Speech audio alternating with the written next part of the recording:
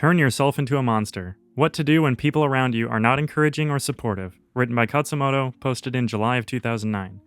So, I'm there on the internet, minding my own business, when BAM! A series of tubes conspires to hit me with this. Quote, "Hey cats, your website has really inspired me. I'm 15 years old and I love Japanese culture. I've always wanted to be fluent in Japanese, but felt that it was impossible. However, one day I came across your site, and at first I was like, whoa, this guy must be some kind of genius. Fluency in 18 months? Wow. But then I got to thinking, I realized that you are just a normal guy who found the only way to achieve fluency, which is by the immersion process. So I thought, what the heck, I'll buy Hasek's book and try my best to live the life of a Japanese child. I hadn't got far when people began to notice what I was doing. My friends told me I was crazy. My teachers said this method had never been scientifically tested, and even my own parents said that what I was doing was absolutely worthless. I need some encouragement, cats. How did you overcome what other people thought about all Japanese all the time? Can you give me any tips?" End quote. Warning, I am about to go all new agey on you. I will snap out of it. Actually, I'm not really going all new agey at all. It's just going to sound like I am. The words people say and things people do to you could be thought of as having a numerically quantifiable emotional content. Just to sound new age, let's call this quantity energy. Said in my best Southern California accent, energy. Keep in mind that I'm not saying any of this actually exists. It doesn't. Not to my knowledge. It's just a thought model, a way of representing an idea. It has no real physical existence, except, I guess, at the level of electrochemical action in the brain, but anyway, whatever. So let's call this energy. Cringe. E for short. To give this essay the appearance of mathematical rigor. Pseudoscience for the win, baby. E equals emotional, quote-unquote, energy. Negative E equals resistance. Positive E equals encouragement.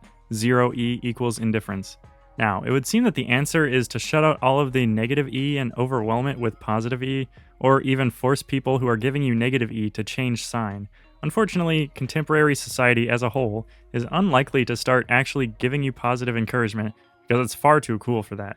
As it happens, though, it's cheaper and easier to change yourself than to wait for the whole society to change for you.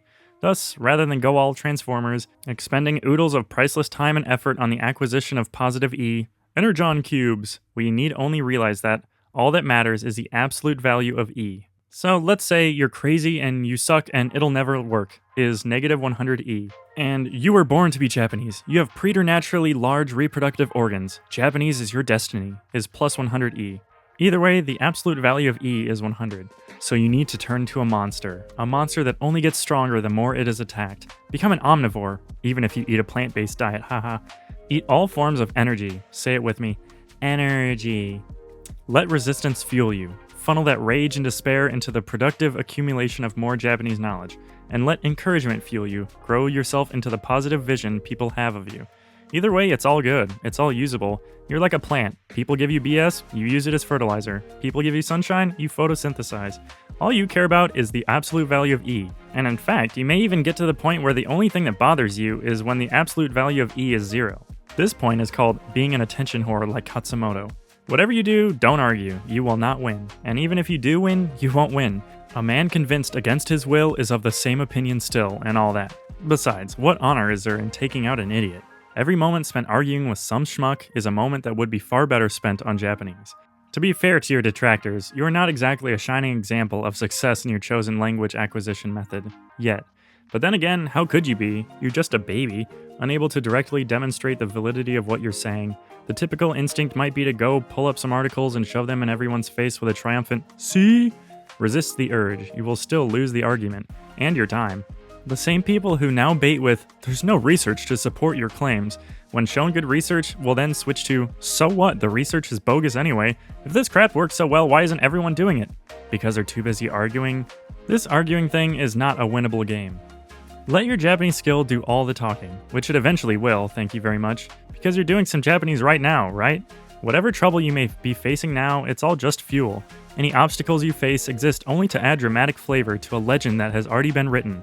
The legend of how you learn Japanese to native level fluency on your own. One day your friends will be begging you to translate Japanese for them. Until that day, shut them out with your headphones, smiley face, and drown them out with Japanese music if and when they get too rowdy. Besides, it's not like you understand English anyway. Anyway, that's all from me. How do you other AJATTers deal with social resistance? Share. Energy. Now that I think about it, intensity would probably have been far more appropriate. Oh well.